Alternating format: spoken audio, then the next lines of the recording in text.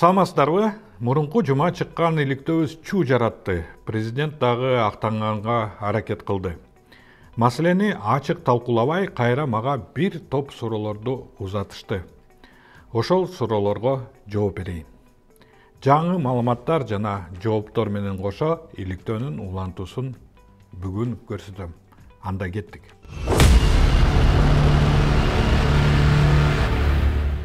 Бардык нерсе автобустун акысын Бишкекте 40 сомго чейин көбөйтүү боюнча болду. Мындай аракети менен айдоочулардагы коррупцияны жеңебиз деп Садыр Жапаров үн катты.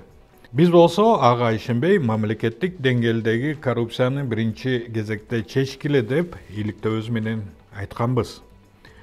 Тулпар картанын артында ким турарын ачык чыгарууларын талап кылганбыз. Кипрдеги офшордун ээлери ким деген суроо бердик. Ээлердин арасында Бишкектик муниципалдык мекеме бар. Бирок дагы эки негиздөөчүсү бул жеке компаниялар. Биро Закиров Журат Шакирович деген россиялык жаранга караштуу. Экинчиси компания болсо Кипрдик офшорго катталган, ээлери белгисиз. Президенттин пресс катчысы Аскат Алагөзов бул чампалап чыгара койгон иликтөө деп кайра мени күнөөлөдү.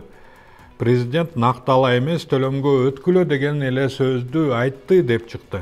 Болот Темиров мамлекет башчысынын посту чыгарар менен эле жаңы иликтөө деп чампалап чыгара коюптур. Эптеп эле президентке чаптаганга аракет кылыптыр. Президент жол кирени көтөрүүнү колдоду дейт. Мамлекет башчысынын постун карасаңыздар, ал жакта баалар ошол бойдон калат болгону нактала эмес төлөмгө өткүлө деп атат, билдирди Аскат Алагөзов. Акысы көбөйөт дебей анан эмне деди?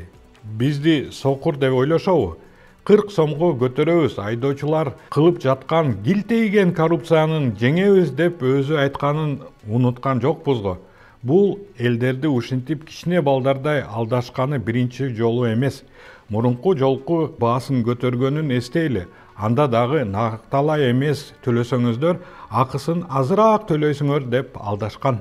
Неожиданный поворот с ценами на проезд в Бишкеке. С 30 января в столице повысят тарифы на проезд. Мэрия заявляла, что если воспользоваться приложением Мегапэй при оплате, то вместо 17 сомов цена за проезд составит 11 сомов. Акция оказалась временной, и в госкомпании заявили, что она продлится по 10 марта. Тулпар карта Сооронбай Жээнбековдун убагында пайда болгон деп актанып жатышат. Анан Жапаровдун тиешеси кандай деген суроо узатышты. Ага жооп мындай: кызыктуу, кокустук деп айтса дагы болот, же болсо азыркы бийликтин Кипрдеги компанияга аралашканга мүмкүнчүлүгү деп айтса дагы болот. Мисалы, төлөм акысы 2 жолу көтөрүлгөн. 21 жылдын аягында, ноябрда, анан ушул жылдын башында. Эң кызыктуу жери Кипрдик офшордук компанияда да дал ошол убактарда өзгөрүүлөр болгон.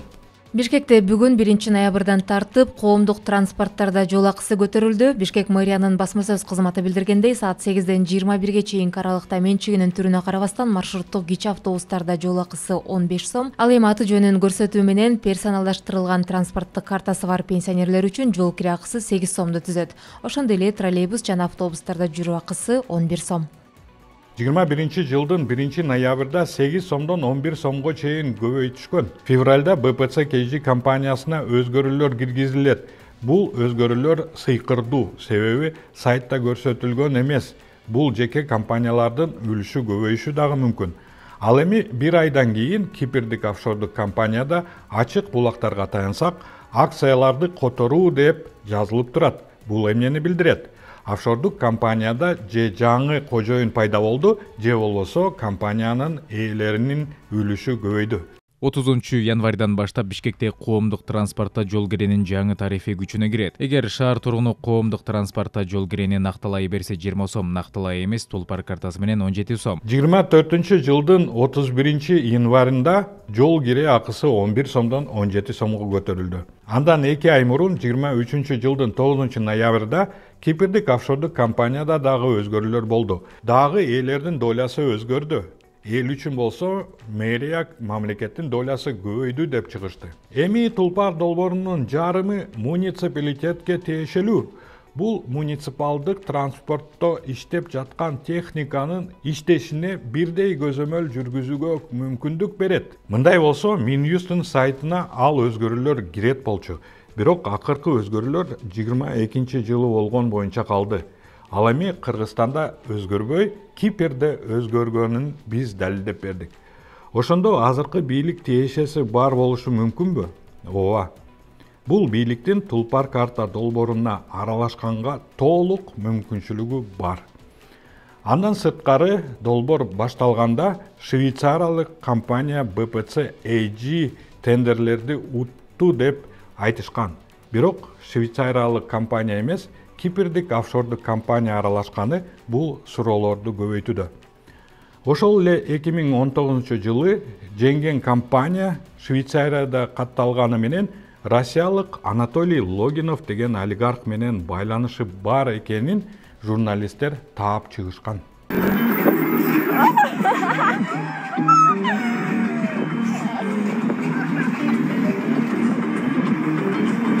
Ушул жылдын башында эле мен Садыр Жапаровдун агасынын кызы машинадан машина алмаштырып жүргөндө аны менен тең жаштагы биздин иликтөөчү Айке Бейшикееванын Тулпар картасын белгисиз адамдар ачып киришкенин жазгам. Ошондо биз эмнени билдик?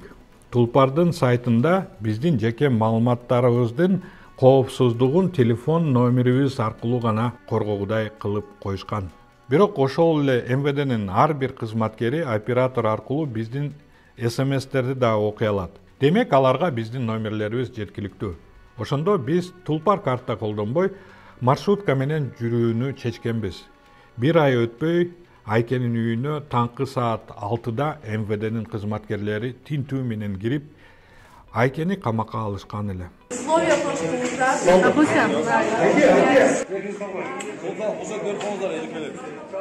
Биздин жеке маалыматтарыбызга чет элдик компаниялар ээ болгону жөнүндө маалыматка президенттин пресс катчысы үн каткан жок. Себеби бул аларга маанилүү эмес окшойт.